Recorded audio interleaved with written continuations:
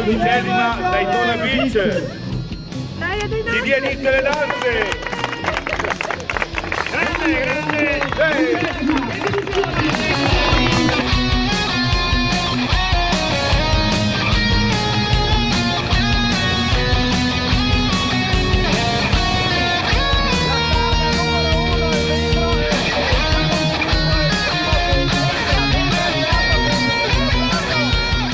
Benvenuti all'11ª edizione di Daytona Beach Jesolo. Andiamo in giro a vedere le novità.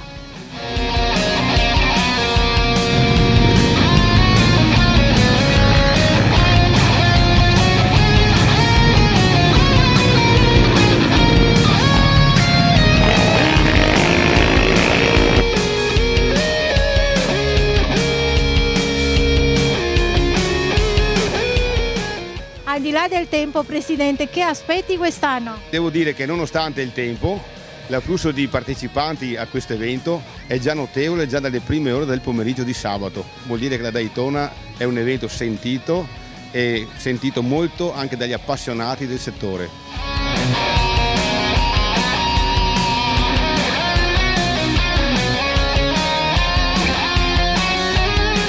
Che ci puoi dire per quest'anno? A tutti quanti i proprietari di un veicolo, che sia aperto come una moto da cross o un quad o comunque un fuoristrada che è al coperto, si divertono un sacco. Qui da noi quindi vengono tutti i possessori, proprietari di cross, quad, ATV, UTV, buggy e poi tutti i veicoli 4x4, dalle Panda 4x4 ai pick-up americani che vogliono o partecipare alla pista oppure solo parcheggiare.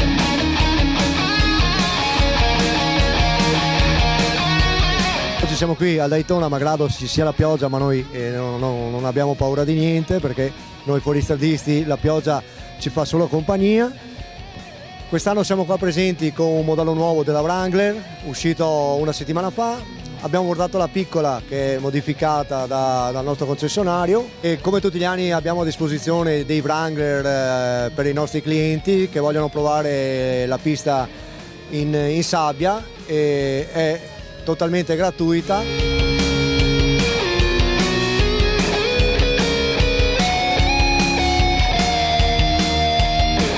Fino all'anno scorso ero un organizzatore, quindi lavoravo dietro le quinte. Quest'anno abbiamo deciso di esporci anche noi e di esporre al pubblico un prodotto legato all'automotive. Le prime impressioni sono di un evento che si sta ingrandendo sempre di più. Vi aspettiamo numerosi anche quest'anno, veniteci a trovare perché ne vale la pena.